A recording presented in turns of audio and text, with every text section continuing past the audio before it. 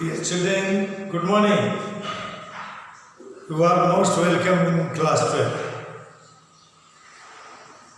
Class 12 में पहुंचकर सभी बच्चों को खुशी का अनुभव हुआ होगा। अब वो समय आ गया है मेरे बच्चों कि अपने जीवन के लिए, जीवन की सही दिशा के लिए मन लगाकर पढ़ाई करनी होगी। सबसे पहले तुम सबका क्लास 12 में स्वागत है।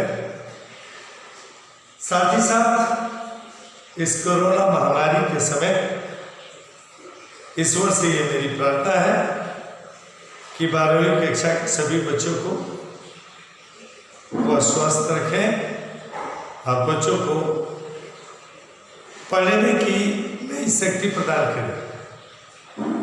डियर चिल्ड्रन,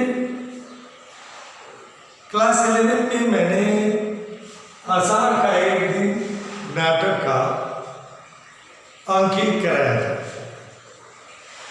आज मैं अंक 2 का सारांश देने जा रहा हूं, लेकिन अंक 2 का सारांश देने से पहले एक बार अंक 1 का पुनरावृत्ति रिकैप कर देना चाहता हूं। अंक 1 में मेरे बच्चों मैंने क्या पढ़ा था? आषाढ़ के एक दिन की शुरुआत आषाढ़ की बारिश से हुई थी। मलिका बाहर से भीगकर घर में आई थी। उसकी माँ अंबिका बहुत नाराज थी। वो जानती थी कि मलिका कालिदास के साथ जंगल में घूमी, बारिश का आनंद ली। वो बहुत नाराज थी। अंबिका की नाराजगी का ये भी कारण था कि मलिका और कालिदास के संबंधों के कारण मलिका की शादी टूट चुकी थी। जहां शादी के लिए बात चल रही थी वो शादी टूट चुकी थी। इस बात को लेकर भी अंबिका नाराज थे। फिर भी नाटक में अंबिका को एक सच्ची मां के रूप में दिखाई गई। बेटी की लाख गलती करने पर भी वो बेटी को हमेशा क्षमा करती थी, बेटी से बहुत प्यार करती थी। पहले अंक में ये भी दिखाया गया था कि कालिदास एक हरिण शावक को अपनी गोदी में उठाए आता है। वह शावक तीर से घायल है। कालिदास उसके घाव को साफ करता है। मलिका से उसको उसमें शक्ति प्रदान करने के लिए घर से दूध मांगता है, उसे पिलाता है। उसी समय उज्जैनी का एक राज अधिकारी दंतुल उस घर के सामने पहुंचता है। क्यों पहुंचता है? कारण है कि उसी ने ही उस हिरण के बच्चे का शिकार किया और जब कालिदास उस हिरण के बच्चे को उठाकर मलिका के घर ला, उस समय हिरण के बच्चे के शरीर से जो रक्त की बूंदें गिरी थी, उन्हीं रक्त की बूंदों का पीछा करते हुए दंतुल मलिका के घर तक आया था। आगे क्या हुआ मेरे बच्चों, संक्षेप में बताऊं। कालिदास या मलिका पहाड़ी प्रदेश के एक छोटे गांव में रहते थे। कालिदास एक बहुत अच्छा कवि था। उसने ऋतु संहार नाम की ग्रंथ की रचना की थी और वह ग्रंथ उज्जैनी के महाराज के हाथों में पहुंच गया था। और उस ग्रंथ को पढ़ने के बाद उज्जैनी के महाराज ने ग्रंथ के रचयिता कालिदास को अपने राज दरबार का मुख्य कवि बनाने का निश्चय कर लिया। वे कालिदास को सम्मानित भी करना चाहते थे। इसी मकसद से उन्होंने अपने एक कवि को, जिनका नाम था वरुच, और एक राज्याधिकारी दंतुल और साथ में कुछ सिपाहियों को कालिदास के गांव में भेजा था। वे इस समय कालिदास के गांव में थे। जिस गांव में कालिदास मलिका रहते थे वह गांव वह वन प्रदेश उज्जैनी के राजा के अधिकार में था। उज्जैनी राज्य के सीमा में वो गांव आता। मेरे बच्चों, उस जगह पर कालिदास और दंतुल में हरिन साव को लेकर गर्म बहस छिड़ी। दंतुल अपना शिकार मांग रहा था और कालिदास शिकार की रक्षा करने के कारण उसे देने से इनकार कर अंत में कालिदास उस हरिन साव को लेकर जंगल में चल दिया। जो ही पीछे से दंतुल उसे छीनने के लिए आगे बढ़ा, मलिका ने उसे प्रश्न किया, अब क्यों इस तरह कालिदास के पीछे पड़े हुए हैं? अचानक दंतुल रुक गया। उसने मलिका से पूछा, क्या यही वो कालिदास है जिन्होंने रीति संहार नाम के महान ग्रंथ की रचना की है? मलिका ने बताया, हाँ यही वो कालिदास है। वहां पर दंतुल ने मलिका को पूरी बात बताया। ये भी बताया कि उज्जैनी के महाराज कालिदास को राजकवि का दर्जा देना चाहते हैं और उन्हें सम्मानित भी करना चाहते हैं। इतना कह देने के बाद दंतुल के मन का क्रोध भी शांत हो गया। लेकिन दो बातें थी मेरे बच्चों जिस पर मैंने प्रश्न उत्तर भी दिया कि कालिदास उज्जैनी क्यों नहीं जाना चाहते। इसका कारण पहली बात कि उसे अपने गांव से बहुत प्यार था। गरीब था, भले ही उसका अपना घर नहीं था, उसके अपने माता पिता नहीं थे, उसका लालन पालन उसके मामा ने किया था। मामा के घर में रहता था, मामा की गौएं चराता था और मामा के घर में खाता था। फिर भी उसे धन का लोभ नहीं था। दूसरी बात, उसकी रचना की प्रेरणा स्रोत मलिका उस गांव में थी। तीसरी बात,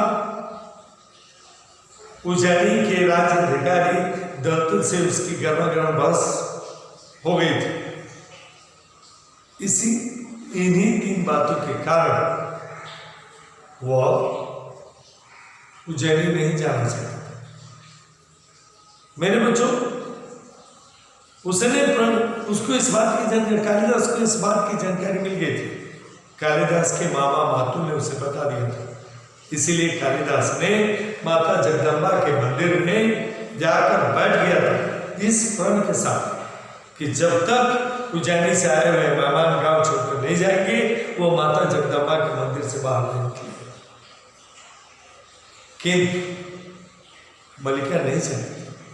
मलिका चाहती थी कि वो उसे प्यार करती है, उसका भविष्य उज्जवल बने, उसके जीवन के दुख के दिनों का अंत हो। और यह तभी संभव था जब वो उज्जैनी जाता। गांव के एक व्यक्ति निक्षेप के कहने में आकर निक्षेप के बात को सुनकर वह निक्षेप के साथ जगदम्बा मंदिर जाती है। कालिदास को वहां से मंदिर से निकालकर अपने घर लाती है। वहाँ बहुत सारी बातें होती हैं, उससे समझाती है। कालिदास इनकार करता है, कहता है कि उज्जैनी में मुझे पथरीली भूमि मिलेगी, वहाँ मेरी कविता विकसित नहीं होगी, वहाँ की धरती सूखी मिलेगी।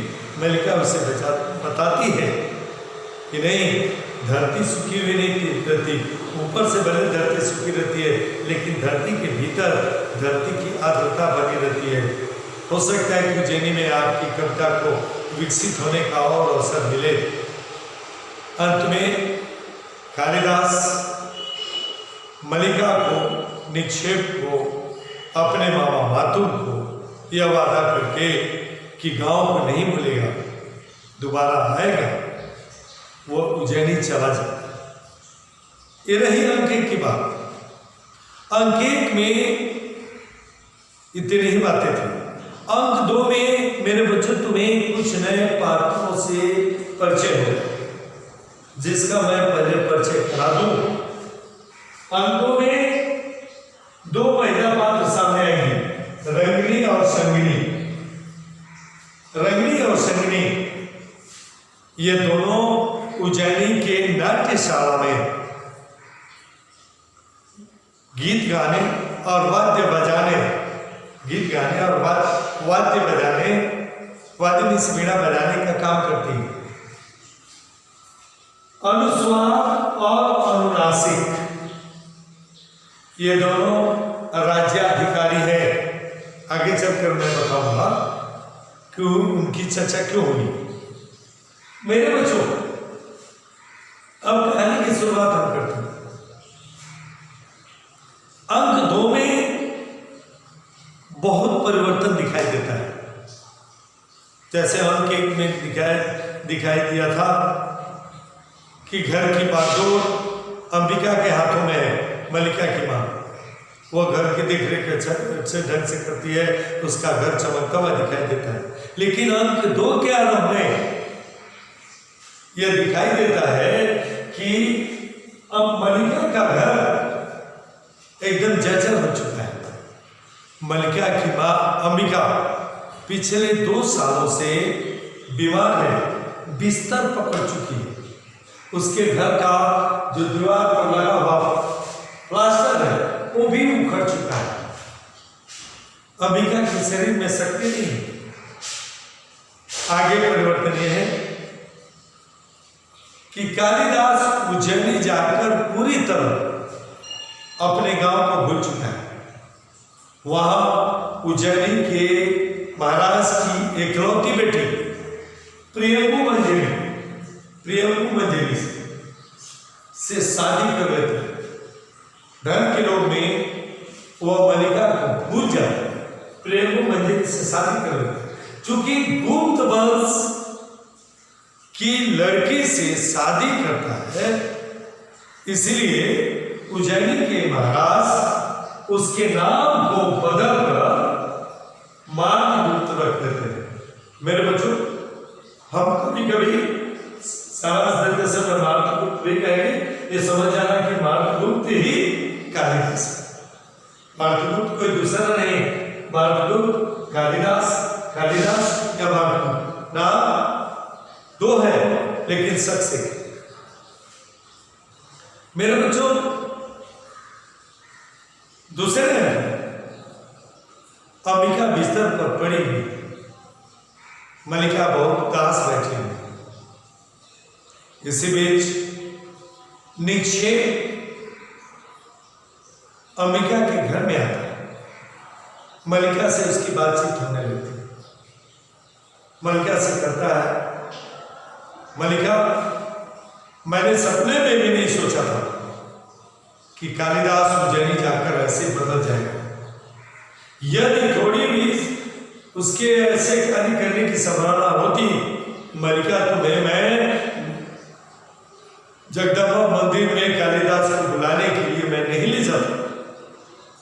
वो न केवल इस गांव को भूल गया, उसने शादी भी कर ली, तुम्हें भी छोड़ दिया, तुम्हारी याद करना उसने बंद कर दिया। वो पूरी तरह बदल गई।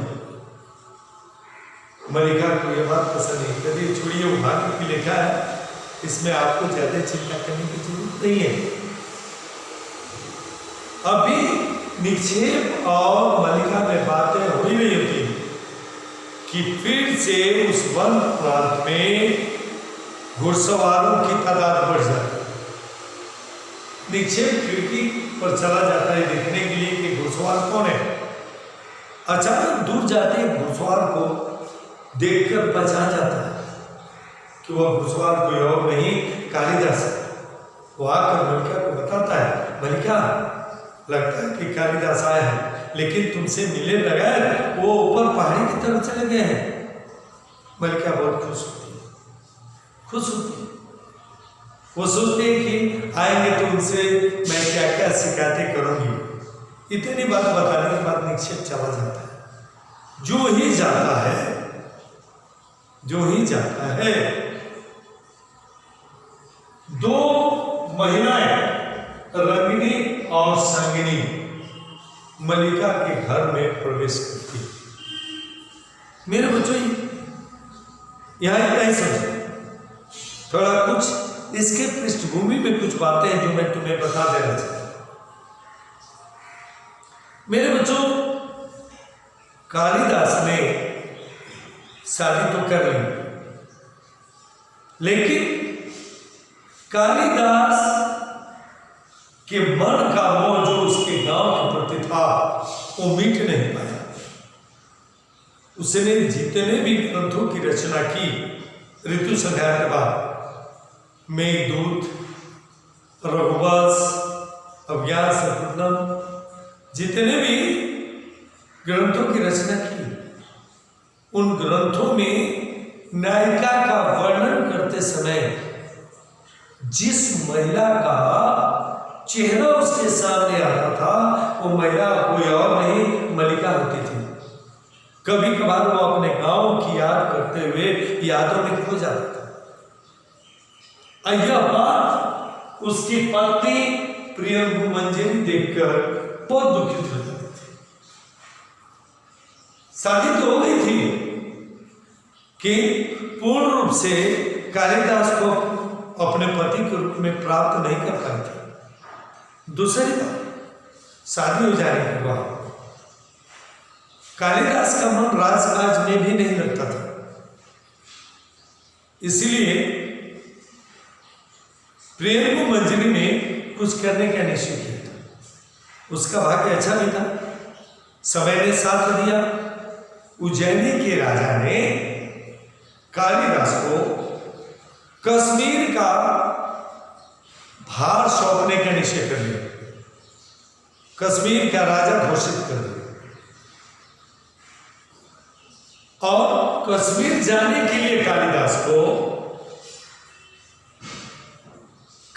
के गांव से होकर गुजरना पड़ता है या दूसरे रास्ते से। प्रियंगु मंजरी को अच्छा अवसर मिला। दो बातें, वह देखना उनकी प्रियंगु मंजरी पढ़ी लिखी है, विद्वान थी, वो भी कवित्री थी।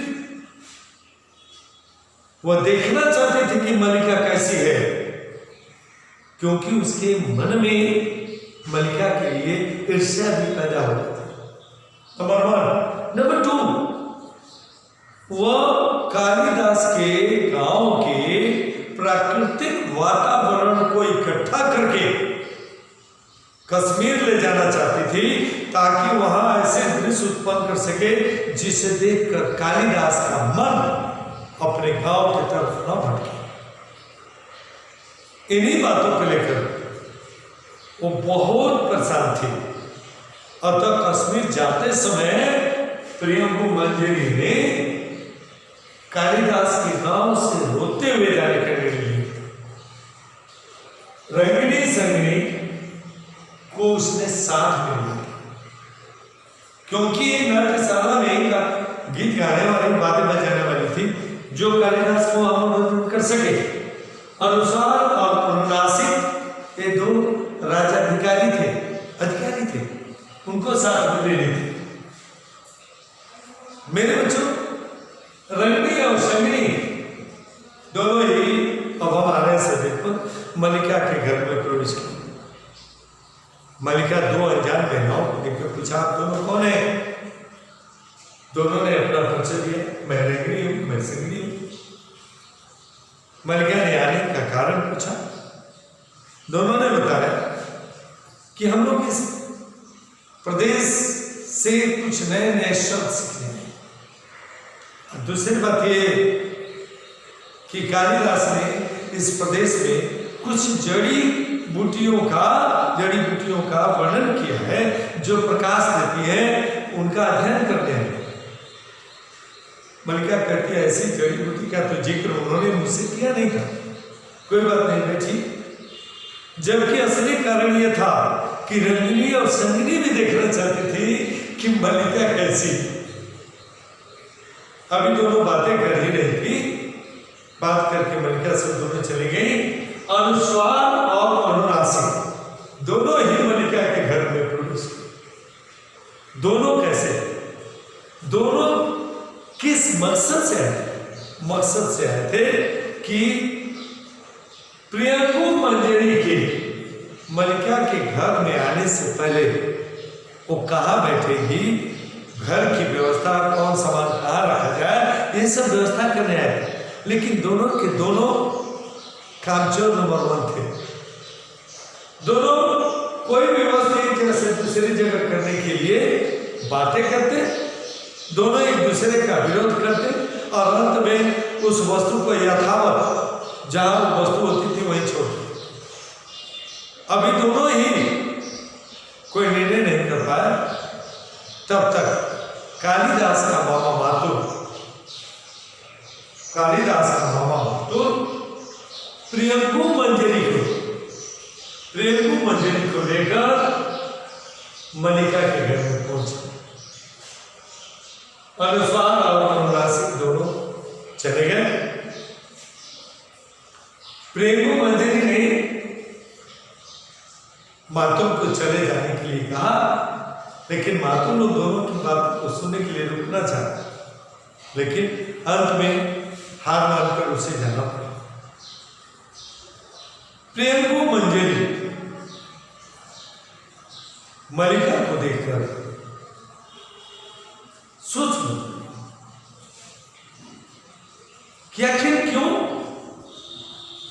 उसके पति की रचना की प्रेरणा बन रही है, फिर भी उसने अप्रत्यक्ष रूप से इनडायरेक्टली उसने कहा, कुछ भी हो, इतने अच्छी जगह में रहती हो। प्रियंकु मंजरी ने मलिका से कहा, यह देखकर तुमसे मेरे मन में ईर्ष्या हो रही है, जलन हो रही है। उसने कहा, इसमें जलने की क्या बात है, आप भी आ जाइए।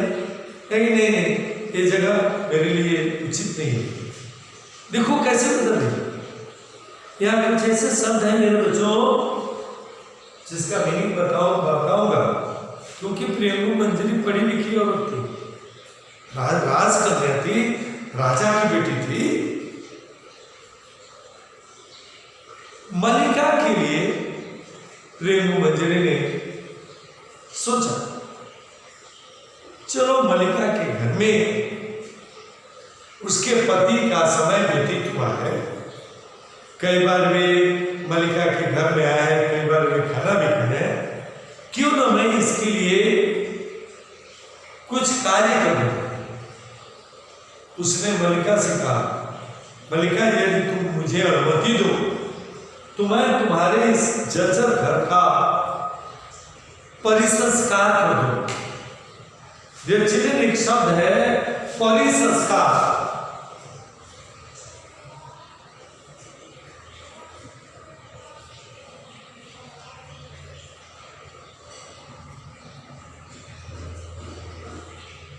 परिसंस्कार, इस शब्द का दो मीनिंग है।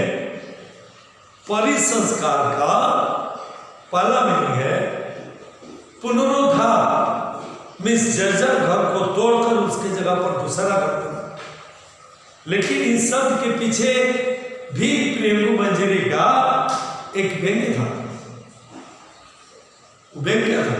परिसंस्कार का मतलब ये भी है कि वह जो अपने संस्कारों से, अपने चरित्र से हट गया है, उसके चरित्र को फिर से दृढ़ बनाओ, मजबूत बनाओ, शुद्ध बनाओ। वो चाहते थे कि मलिका कालिदास के बारे में सोचना छोड़ दे। इस मकसद से भी उसने मलिका के सामने परिसंस्कार शब्द का प्रयोग किया। मेरे बच्चों, मलिका ने प्रियंकु मंजरी के प्रस्ताव को ठुकरा दिया। जब इस पर भी बात नहीं बनी, उसने कहा कोई बात नहीं, तुम्हारी माता जी बहुत बीमार है और तुम असहाय और अकेली हो, कोई बात नहीं, घर नहीं बना है तो मेरे साथ उज्जैनी चलो। वहां जिस राजपुरुष के तरफ तुम उंगली उठाओगी उससे मैं तुम्हारी शादी करा दूंगा। मेरे बच्चों, उसके इस प्रस्ताव के पीछे ये नहीं था कि वो केवल मलिका के जीवन को सुखमय बनाना चाहती थी, वो चाहती थी कि वो उसका जीवन शादीशुदा हो और मैं शादीशुदा जीवन व्यतीत करे, ताकि कालिदास का मोह जो मलिका के प्रति है वो मोह हट जाए और कालिदास पूर्ण रूप से प्रेम मंजरी के लिए समर्पित हो जाए। प्रेम मंजरी के इस प्रस्ताव को भी मलिका ने ठुकरा कहा कि अरे तू अपनी माँ, फिर से प्रेम मंजरी ने कहा तू अपने माँ के लिए चिंता करती हो, कोई बात नहीं, माँ को भी ले चलो, वहां शादी तुम्हारी मैं करा दूंगी। न हो तो मेरे जो 2 अधिकारियां हैं अनुस्वार और नरासिक, कहो तो मेरे आदेश पाते ही उनमें से किसी एक का चयन करो, वो शादी के लिए तैयार हो जाएंगे। इसको भी ठुकरा। प्रेम मंजरी ने मलिका को हीरे जवाहरात अनेकों वस्त्र देने चाहे, लेकिन मलिका ने सबको ठुकरा दिया।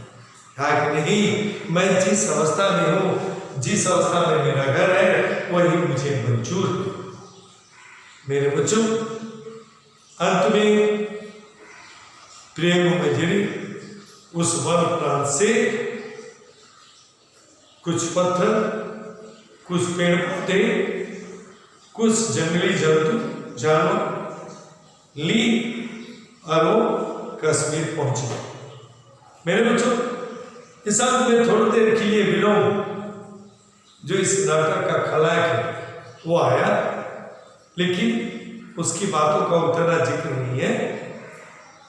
प्राय इस पलयन में भी आया तो मलिका की माँ भी क्या उसे पसंद करती थी, किंतु मलिका उसे पसंद नहीं करती थी। लेकिन अंक 2 में विनोद मलिका को दुखित करने के लिए कोई भी शब्द नहीं कहा, कोई भी, हाँ, जो साधारण बातें थी उसे नहीं कही। यहीं पर अंक 2 की समाप्ति होता है। अगली कक्षा में अंक 3 का मैं समझ दूंगा। मेरे बच्चों, तुम लोगों से मेरी गुजारिश है कि अगले पीरियड के आने से पहले, रूटीन तो मेरे बच्चों तुम्हें मिल ही जाता है, अगले रूटीन में अंक 3 का सारा सुनने से पहले प्लीज अंक 2 को एक बार पढ़ जाओ। अंक 2 को जब भी, अभी तो इस कोरोना काल में स्कूल कब खुलेगा इसका कोई अता पता नहीं। हालांकि स्कूल खुलेगा तो मैं विधिवत अंक 2 से एक्सप्लेन करूंगा, है ना। एक बार पढ़ोगे तो कहानी कम से कम एक किताब तो कंप्लीट होती हुई दिखाई देगी। पोएम में केवल 3 कविता है, उसको इसके बाद सारांश देने के बाद मैं कविता को शुरू करूँगा। वो तो आसानी से तुम्हारे पास किताब होगी, मैं वही किताब लेकर के एक्सप्लेन करूँगा, घर बैठे ही तुम आराम से एक्सप्लेनेशन। लेकिन ये नाटक है, इसकी व्याख्या मैं केवल क्लास में दे सकूँगा, यहाँ ऑनलाइन में नहीं दे सकूँगा, कारण कि बहुत सारे पेजेस हैं। हाँ, पोएम की व्याख्या मैं कर सकूँगा जो 20 से 25 मिनट में समाप्त हो जाए। एक्सप्लेनेशन देने के बाद, अर्थ बताने के बाद पोएम का मैं क्वेश्चन आंसर भी मैं लिख करके उसका फोटो खींच कर भेज दूंगा और तुम उसे कॉपी में लिख लें। आज के लिए इतना ही मेरे बच्चों, थैंक यू।